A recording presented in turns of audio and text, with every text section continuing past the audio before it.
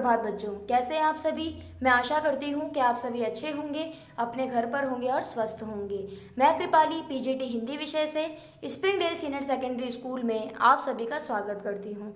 आज हम पढ़ेंगे कक्षा 7 की पाठ संख्या 10, जिसका नाम है शिक्षक से राष्ट्रपति। पाठ की शुरुआत करते हैं। सादगी और विनम्रता की प्रतिमूर्ति। अब ये इन सभी के बारे में विशेषताएं बताई जा रही है। सबसे पहले हम देख लेते हैं कि पाठ में किसके बारे में बताया है। तो पाठ में डॉक्टर जाकिर हुसैन साहब के बारे में बताया गया है। सादगी और विनम्रता की प्रतिमूर्ति हैं, उच्च स्तर की उनमें कला प्रियता देखने को मिलती है, अनन्य देशभक्ति है, अहर्निश सेवा भाव, सच्चाई, ईमानदारी, विद्या प्रेमी सभी गुण इनमें विद्यमान हैं। तो इनके व्यक्तित्व के बारे में और अभी कुछ जानने का प्रयास करते हैं। 3 मई 1969 यानी 3 मई 1969 को मैं सवेरे 7 साढ़े 7 बजे अपने पढ़ने के कमरे में बैठी थी कि फ़ोन की घंटी बजी। सचिव सुधाकर के राजदूत श्री पेरला रत्नम को बताया कि प्रातःकाल के पहले बुलेटिन में समाचार आया है कि राष्ट्रपति जाकिर हुसैन की अचानक दिल के दौरे से मृत्यु हो गई है। पहले 2 राष्ट्रपतियों को मैं पहचानती थी, परंतु जाकिर हुसैन के व्यक्तित्व व्यक्तिगत रूप से परिचित थी, यानी उनका सिर्फ नाम सुन रखा था। जो ये लेखिका है जिसने ये पाठ लिखा है, उन्होंने सिर्फ इनका नाम सुन रखा था, वे सिर्फ उनके व्यक्तिगत रूप से ही परिचित थी। उनको मैं तब से जानती थी जब वे बिहार के राज्यपाल पद से निवृत्त होकर भारत के उपराष्ट्रपति पद पर नियुक्त हुए। समय समय पर हमें उनसे किसी न किसी संबंध में मिलने जाने का सौभाग्य प्राप्त होता रहता था। जाकिर साहब की जन्मभूमि इटावा थी, उत्तर प्रदेश की भूमि गंगा जमुना की नदी की भूमि। शायद उनसे मिलते समय मेरे मन में जो प्यार उमड़ता था वह एक ही प्रदेश की मिट्टी बोलती थी। उनकी कुछ बातें ऐसी है जो कि भुलाई नहीं जा सकती, यानी कुछ ऐसी प्रकार की उनकी बातें हैं जो भुलाए पर भी नहीं भूल सकते। प्रथम राष्ट्रपति श्री राजेंद्र बाबू के पास बैठते ही ज्ञात होने लगता था कि हम कितना भी उनके निकट बैठे, उनका आसन हमसे 1 अंगुल ऊंचा ही रहेगा। जो लेखिका है वो कह रही है कि राजेंद्र बाबू जो प्रथम राष्ट्रपति थे, उनके हम कितना ही नज़दीक बैठ जाते, लेकिन फिर भी उनका आसन हम में से 1 अंगुल ऊंचा ही रहता। बापू की अहिंसा को उन्होंने पूर्ण रूप से अपने आप में उतारा था। दूसरे राष्ट्रपति राधा कृष्णन एक ऐसा हीरा थे जो दूसरों के चकाचौंध कर देते थे। तीसरे राष्ट्रपति जाकिर हुसैन के पास बैठने पर ऐसी आत्मीयता यानी अपनेपन का भाव अनुभव होता था जैसे हम रक्त मांस से बने किसी अपने ही सगे के निकट बैठे हैं। ये लेखिका कह रही है कि जाकिर हुसैन के पास, जो कि देश के तीसरे राष्ट्रपति थे, उनके पास बैठने पर एक अपनेपन का भाव ही लगता था। इस आत्मीयता और विश्वास का एक कारण उनकी भाषा भी थी। हमें उनकी और अपनी भाषा में कोई फर्क नहीं लगता था। उनके साथ हम वही बोलते थे जो घर में अपने स्वजनों यानी जो अपने सगे संबंधी होते हैं, जो बहुत करीबी रिश्तेदार होते हैं, उनके साथ जैसी बोली हम बोलते थे वैसे ही उनके साथ में बोलते थे। जाकिर हुसैन को मूल्यवान पत्थरों के अध्ययन का शौक था। जाकिर हुसैन को किसका शौक था? मूल्यवान जो पत्थर होते हैं उनका अध्ययन करना, कि ये मूल्यवान है तो किस तरीके से हैं, ये किस प्रकार से बनाए गए हैं, कहाँ कहाँ इनका इस्तेमाल होता है, तो उनको बहुत शौक था। उन्होंने इनका बहुत ही संग्रह यानी बहुत ही इकट्ठे किए। उनके यहाँ दीवारों से समानांतर लगी मेजों पर तरह तरह के पत्थर सजे रहते थे। जाकिर साहब का दूसरा शौक बागवानी था, जो गुलाबों की पहचान में अपनी चरम सीमा तक पहुंच गया था। गुलाब से संबंध नेहरू जी का भी था, परंतु उनका गुलाब उन्हें कोई और लाकर देता था। कोई उनसे स्वयं गुलाब ही समझता था, परंतु जाकिर साहब खुद गुलाब खिलाते थे और उनके खिल जाने पर दूर से बैठकर उस महिमा को देखते रहते थे। फूलों की क्यारियों में उनकी महक में डूबे जाकिर साहब जब सुबह को घूमते तो हर ओस की बूंद में उनकी आत्मा चमकती, हर हवा के झोंके में उनकी रूह यानी जो आत्मा है पंखुड़ियों से बात करती नजर आती। विदेश जाते समय उन्हें जो निजी भत्ता मिलता था, वे नए पौधों के बीज और खूबसूरत पत्थर खरीद लेते थे। बगीचे में एक एक गुलाब की हर एक पंखुड़ी को वे अलग अलग पहचानते थे और बच्चे की तरह उनकी देखभाल करते थे। उनके गुलाबों की रखवाली करने वाला एक माली मर गया तो अपनी बेगम से उसके बारे में बातें करते हुए वे रो ही पड़े थे। जाकिर साहब ने हिंदी सीखने के लिए अपने सामने गांधी जी का आदर्श रखा था, यानी गांधी जी को देखते हुए उन्होंने अपने जीवन में हिंदी को अपनाया। उन्होंने हिंदी सीखी अपने जीवन में गांधी जी को आदर्श मानते हुए, गांधी जी को अपना आइडल मानते हुए। अपने एक भाषण में उन्होंने कहा था, उन कामों में जो उस महात्मा ने अपनी दूरदृष्टि से हमारे देश के लिए किए, एक हिंदी प्रसार का काम भी था। क्या कह रहे हैं? दूरदृष्टि यानी कि आगे की सोच करके भारत देश किस प्रकार से और आगे तरक्की कर सकता है, देश की उन्नति को देखते हुए उन्होंने हिंदी का प्रसार भी किया। हिंदी गांधी जी की मातृभाषा नहीं थी, फिर भी उन्होंने उसे इसलिए फैलाना चाहा कि उनके विचार में दो बातें साफ थी, यानी जो गांधी जी है उनकी जो हिंदी है वो उनकी मातृभाषा नहीं थी, फिर भी वे उनका प्रचार प्रसार इसलिए कर रहे थे क्योंकि उनके विचार में दो बातें आई थी, जिनमें से एक यह कि देश में जो एकता अंग्रेजी भाषा के द्वारा दिखाई देती है वह उस वक्त तक चल ही सकती है जब तक कि थोड़े से लोग पढ़ना लिखना सीखते हैं और उसके जरिए अपने को औरों से ऊंचा करके उनसे अलग थलग एक विदेशी जीवन बिताते हैं। जब देश आज़ाद होगा और हर बच्चा लिखना पढ़ना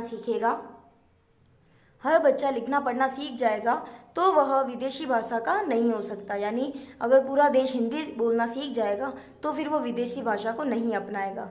देश के भिन्न भिन्न भाषाओं में होगा और होना भी चाहिए। गांधी जी ने अलग अलग भाषाएं बोलने वालों को मिलाने के लिए हिंदी जबान को चुना, फिर इरादा किया कि वे इसे फैलाएंगे। वे हिंदी अच्छी नहीं बोलते थे परंतु हिंदी ही बोली और इसके माध्यम से लोगों के दिलों के अंदर बस गए। जाकिर साहब के बारे में कुछ बातें अविस्मरणीय, यानी जिसको हम भुला नहीं सकते, उसे कहा जाता है अविस्मरणीय।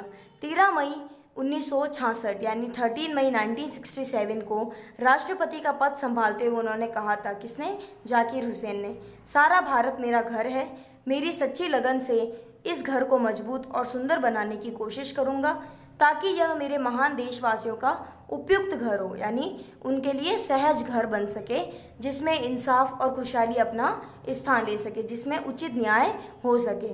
उनकी विनम्रता ऐसी थी कि उन्होंने कहा था, मैं स्वीकार करता हूँ कि हमारी जनता ने इस उच्चतम यानी इस ऊंचे वर्ग के ऊंचे पद के लिए निर्वाचित करके यानी मुझे चुनकर मुझ पर जो विश्वास किया है इस जनता ने, उसमें मैं बहुत प्रभावित हुआ हूँ।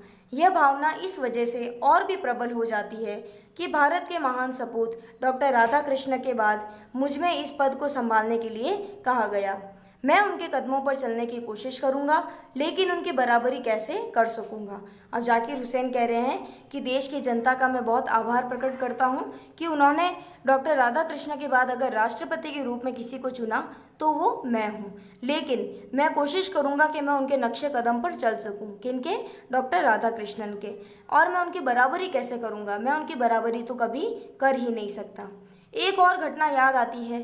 उपराष्ट्रपति निवास के अहाते में एक दिन सवेरे घूमते हुए उन्होंने देखा कि माली के घर में कीर्तन हो रहा है। फिर क्या था, टहलते हुए उधर चले गए और सबके साथ एक कोने में दरी पर बैठ गए।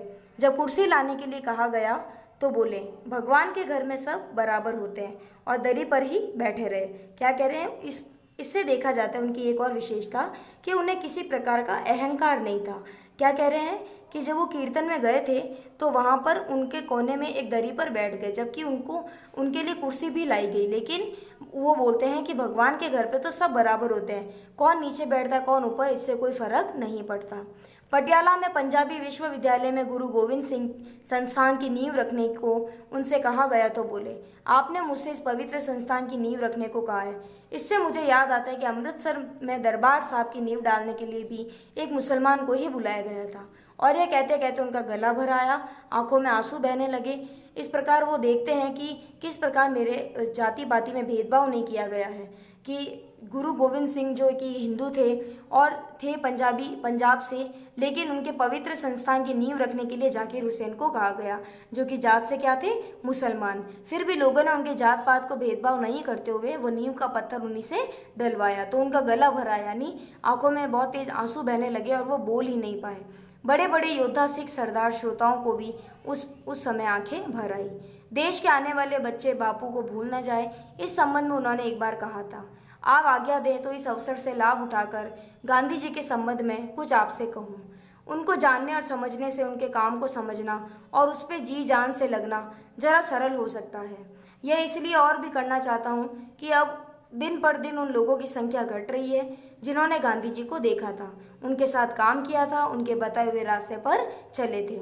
जब वे दुनिया से गए तो ये लोग बच्चे थे, बहुत से पैदा भी नहीं हुए थे। उनकी गिनती अब दिन पर दिन दिन पर दिन बढ़ती ही जाएगी। यानी गांधी जी को कोई भूल न जाए, इसलिए जाकिर हुसैन जी सभी के दिमाग में गांधी जी की यादें बैठाना चाहते हैं।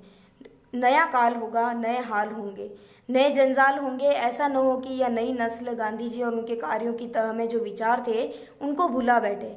ऐसा हुआ तो हमारी सबसे मूल्यवान पूंजी बर्बाद हो जाएगी। हिंदी सीखने के बारे में एक बार जब उनसे प्रश्न किया गया तो उन्होंने कहा, मेरे परिवार के एक बच्चे ने जब गांधी जी से ऑटोग्राफ मांगा तो उन्होंने अपना हस्ताक्षर उर्दू में किया। उस दिन से मैंने अपने मन में निश्चय कर लिया कि हिंदी भाषियों को अपने हस्ताक्षर हिंदी में ही दिया करूँगा। एक बार रामलीला में जनता ने उनसे रामचंद्र जी का तिलक करने के लिए कहा। जाकिर साहब खुशी से आए और तिलक किया। इस पर कुछ उर्दू अखबारों में ऐतराज़ किया। क्या होता है कि जाकिर साहब के जब श्री रामचंद्र का तिलक किया जाता है, क्योंकि वो जात से मुसलमान हैं और वहाँ पर हिंदुओं का कार्यक्रम किया जा रहा था, तो उर्दू अखबारों में ये ऐतराज़ जताया गया कि ये इस प्रकार से क्यों किया जा रहा है। जाकिर साहब ने जवाब दिया, इन नादानों को मालूम नहीं है कि मैं भारत का राष्ट्रपति हूँ, किसी खास धर्म का नहीं। जाकिर साहब राष्ट्रपति भवन में सादगी और विनम्रता के साथ कला प्रियता को भी ले आए थे। उन्होंने मुगल उद्यान को न केवल सुरक्षित रखा, अपितु अपने व्यक्तित्व के वैभव से उसकी वृद्धि भी की। उनके समय में राष्ट्रपति भवन के बगीचों में 400 किस्म के नए गुलाब लगाए गए, क्योंकि जाकिर हुसैन को गुलाब का बहुत ही शौक था। अनेक रंग बिरंगे पशु पक्षी, हिरन, मोर, सारस, कबूतर, राजहंस आदि भारत के कोने कोने से मंगवाकर रखे गए। जानवरों से उनका प्रेम इतना घनिष्ठ था कि राष्ट्रपति भवन में उनके साथ उनका प्रिय तोता, मैना और गाय भी आए थे। गांधी जी की शिक्षाओं का अनुसरण करते हुए उन्होंने बुनियादी तालीम के लिए दिल्ली में जामिया मिलिया की नींव रखी। अब जामिया मिलिया इस्लामिया यूनिवर्सिटी, आप सभी दिल्ली में नाम सुना ही होगा। तो उस यूनिवर्सिटी की, उस विश्वविद्यालय की नींव जो है वो जाकिर हुसैन के द्वारा ही रखी गई। काम वे इतना अधिक करते थे कि एक बार जब घर वालों ने उनको आराम करने के लिए कहा तो उन्होंने जवाब दिया, आराम कैसे करूं, तनख्वाह तो काम करने की ही लेता हूं। हमारे देश में बहुत बोलने और भाषण देने की जो बीमारी है, इसे वे सख्त नापसंद करते थे। यानी जो लोग हैं, अगर उन्हें भाषण देने के लिए मंच पर चढ़ा दिया जाए तो फिर वे शुरू हो जाते हैं और अपना भाषण देना शुरू कर देते हैं। कहते थे, ईश्वर ने बोलने के लिए मुंह एक दिया है और सुनने के लिए कान दो, इसलिए हमें सुनना ज़्यादा चाहिए और बोलना कम। बहुत ही सही पंक्ति लिखी गई है यहाँ पर। जाकिर हुसैन जी ने बहुत ही अच्छी पंक्ति बोली है कि ईश्वर ने बोलने के लिए हमें एक मुंह दिया है और कान दो दिए हैं, इसलिए जो ज़्यादा चीज़ है, ज़्यादा क्या है, कान, तो सुनना हमें ज़्यादा चाहिए और बोलना हमें कम चाहिए। उन्होंने कभी अनावश्यक भाषण नहीं दिया, यानी अनावश्यक बातें कभी नहीं बोली जो जनता को अच्छी नहीं लगे। जब जब उनसे सार्वजनिक रूप में बोलने को कहा गया, वे उठे और बड़ी नरमी से संक्षिप्त में, यानी थोड़े रूप में अपनी बात को कहकर अपनी बात कह दी और अपने मित्रों और बच्चों के साथ बात कर रहे। शिक्षा मंत्रियों के एक सम्मेलन में उन्होंने कहा था, ऐसा लगता है आज़ादी के बाद से हम लोगों ने या तो उद्घाटन किए हैं या फिर भाषण दिए हैं। मैंने तय किया कि अगर मुझसे बन पड़ा तो मैं भविष्य में कोई उद्घाटन नहीं करूंगा, यानी किसी भी प्रकार की कोई जो बड़ी बड़ी इमारतें खड़ी हो जाती हैं उनका उद्घाटन मैं नहीं करूंगा। यह मैं जानता हूं कि आप लोग मुझे छोड़ेंगे नहीं। मुझे तो यह भी डर है कि कहीं आप लोग उद्घाटन कला पर भी कोई सम्मेलन न कर बैठे और उसका उद्घाटन करने को भी मुझसे कह दें। बुद्ध जयंती उद्यान में एक बार वन महोत्सव पर उन्होंने कहा था, पेड़ की सबसे बड़ी विशेषता यही है कि वह चुपचाप खड़ा रहता है और सबको फल और छाया देता है। भारत को आज चुप रहने वाले नेताओं की ही जरूरत है, ना कि अनावश्यक बोलने वाले नेताओं की। भारतीय संस्कृति की इस अनूठी हस्ती की धरती से उठ जाने पर सैकड़ों श्रद्धांजलियां प्रस्तुत की गई। उन सब में आकाशवाणी पर भाई जयदेव सिंह की आंखों देखी श्रद्धांजलि अत्यंत मर्मस्पर्शी, यानी हृदय को छू लेने वाली लगती है। जाकिर साहब का जनाजा जब अपने अंतिम विश्राम स्थल जामिया पहुंचने के लिए कवि रहीम की कब्र के नज़दीक पहुंचा तो उद्घोषक को अब्दुल रहीम खान खाना की ये पंक्तियां याद आ गई। जो रहीम मन हाथ है मनुआ कहूँ हित कित जाही, जल में ज्यों छाया परी काया भिजत नाही। धरती माँ के अंत में जाकिर साहब के लिए अपनी गोद खोल दी। जाकिर साहब अपने उन समस्त प्यारे पौधों की खाद बन गए जिनको रोपने, सजाने, संवारने में उन्होंने अपना सारा जीवन लगाया था। तो इस प्रकार जाकिर हुसैन जी के बारे में आपने पढ़ा कि किस प्रकार के वो खुश दिल आदमी थे और उन्होंने अपने जीवन में बहुत ही अच्छे अच्छे कार्य किए। अपने जीवन में उन्होंने, उनको गुलाब से बहुत ही अधिक प्रेम था तो उन्होंने बहुत अलग अलग तरह के गुलाब लगाए। इसी प्रकार उन्हें पक्षियों से भी, पशुओं से भी प्रेम था। तो इसी प्रकार अंतिम पंक्ति यही कही गई है कि प्यारे पौधों की वे जाकिर हुसैन जो है वो खाद बन गए। जो कभी ऐसा वक्त था कि उस खाद को रोपने के लिए, उसमें बीज देने के लिए उन्हें ही कहा जाता था। इस प्रकार ये था शिक्षक से राष्ट्रपति। धन्यवाद।